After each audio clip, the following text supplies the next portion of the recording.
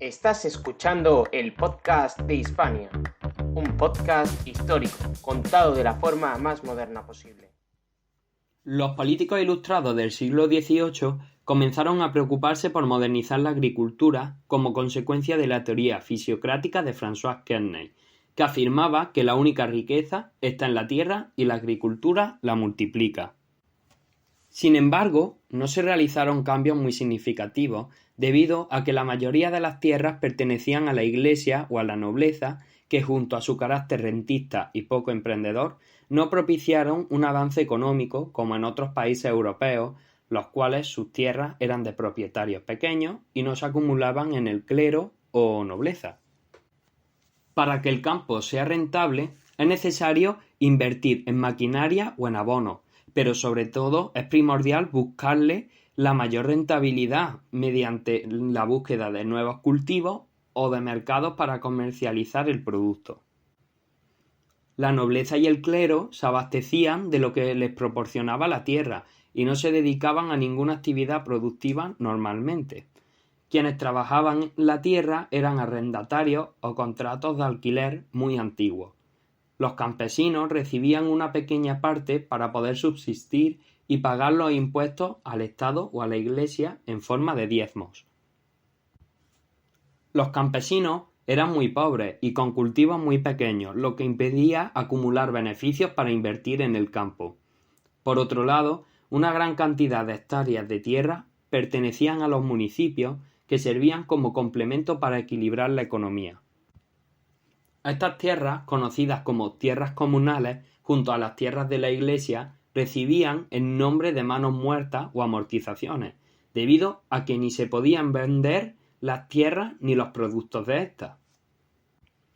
Al mismo tiempo, las tierras pertenecientes a la nobleza no podían venderse en su mayoría, por consecuencia del mayorazgo, una institución de origen medieval que obligaba a que las pertenencias de un noble, mayoritariamente tierras, fueran heredadas por su hijo mayor o, a falta de descendientes, un familiar impidiendo su venta.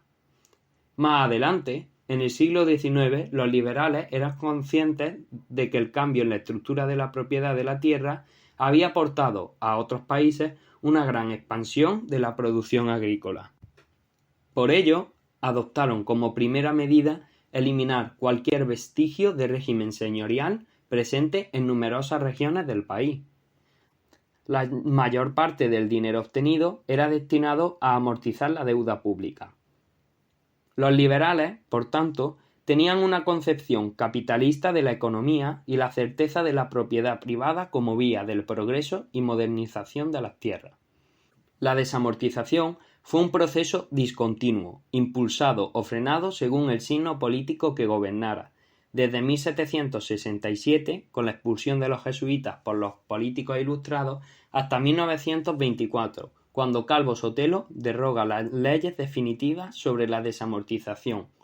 Aproximadamente 20 millones de hectáreas fueron convertidas en propiedad privada, en torno a un 39% de la superficie española. Entre las desamortizaciones realizadas cabe destacar la desamortización de Godoy de 1798, la desamortización de José I y las Cortes de Cádiz de 1811 a 1813, la desamortización del trienio liberal de 1820 a 1823, la desamortización de Mendizábal de 1856 a 1861 y la desamortización de Pascual Madó de 1855 a 1924. Estas dos últimas son las más importantes de todas debido a los bienes que afectaron y la trascendencia que tuvieron. En primer lugar, la desamortización de Mendizábal es conocida en la historia de España como la desamortización, debido a que rompió las relaciones diplomáticas con Roma, removió y dividió la opinión pública. En 1855, desde Londres, llega a España Mendizábal como dirigente del bienio progresista y cuyo único objetivo era permanecer en el cargo con la continuación del reinado de Isabel II. Sin embargo, para ello era necesario ganar la Primera Guerra Carlista y esto era imposible sin dinero. Es por ello que consideró necesario buscar nuevas fuentes económicas, en particular la Iglesia, y para ello primero disolvió las órdenes religiosas y desalojó conventos y monasterios. Finalmente, en 1866 es aprobada la desamortización de los bienes eclesiásticos del clero regular, es decir, clérigos, monjas, etc., poniendo en venta sus tierras, monasterios, conventos y casas con todos sus enseres, incluidos las obras de arte y libros. Más adelante, en 1837, se amplió la desamortización a los bienes del clero secular, es decir, sacerdotes, diáconos, etc., aunque ésta no se aplicó hasta la regencia de Espartero en 1841. El procedimiento era sencillo: tasar las propiedades, subastarlas en público y adjudicarlas al mejor postor. Existían diversos métodos de pago, en efectivo o con títulos de deuda pública, ambos con distintos plazos. Bien es cierto que para los pequeños propietarios Mendizábal dividió las grandes tierras en parcelas, pero éstas eran burladas por los grandes propietarios. Por tanto, con la desamortización de Mendizábal se pretendían lograr varios objetivos a la vez: ganar la guerra carlista, eliminar la deuda pública al ofrecer a los compradores de bienes la posibilidad de que le pagaran con títulos emitidos por el Estado, atraerse a las filas liberales a los principales beneficiarios de la desamortización, que componían la incipiente burguesía con dinero, poder solicitar nuevos préstamos al gozar ahora Hacienda de credibilidad y cambiar la estructura de la propiedad eclesiástica, que de ser amortizada y colectiva pasaría a ser libre e individual. Pero había más: la Iglesia sería reformada y transformada en una institución del nuevo régimen, comprometiéndose el Estado a mantener a los clérigos y subvencionar el correspondiente culto. Esta desamortización va a servir de modelo a otras desamortizaciones como la de México en 1856 o la de Portugal en 1861. Por otro lado, el 1 de mayo de 1855, el ministro de Hacienda Pascual Madoz, también progresista y amigo de Mendizábal, sacó a la luz su ley de desamortización general. Se llamaba general porque se ponían en venta todos los bienes de la propiedad colectiva, los de los eclesiásticos que no habían sido vendidos en la etapa anterior y los del pueblo.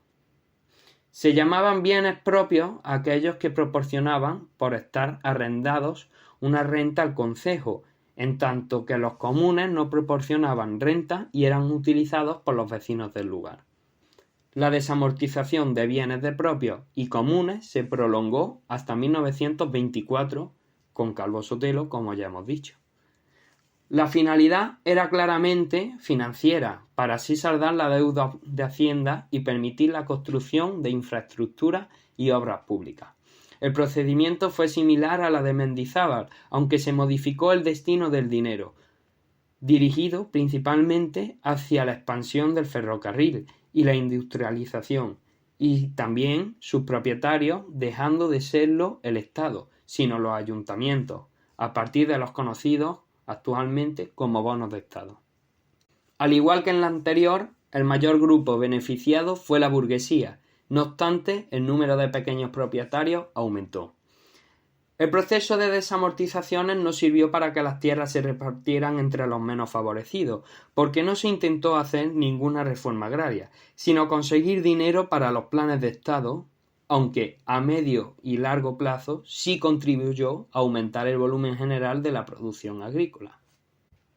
La desamortización trajo consigo una expansión de la superficie cultivada y una agricultura más productiva, pero en los cambios acaecidos en el campo español actuaron otros factores, tales como la abolición del diezmo, la supresión de la mesta, la mejora de las condiciones de transporte y comunicación o las políticas proteccionistas en favor del cultivo de cereales a partir de 1820. Otras consecuencias de trascendencia histórica fueron, en lo social, la aparición de un proletariado agrícola, más de 2 millones de campesinos sin tierras, jornaleros sometidos a duras condiciones de vida y trabajo estacional, y la conformación de una burguesía terrateniente que pretendía emular a la vieja aristocracia. En cuanto a la estructura de la propiedad, Apenas varió la situación desequilibrada de predominio del latifundismo en el centro y el sur de la península, y el minifundio en extensas áreas del norte y noroeste.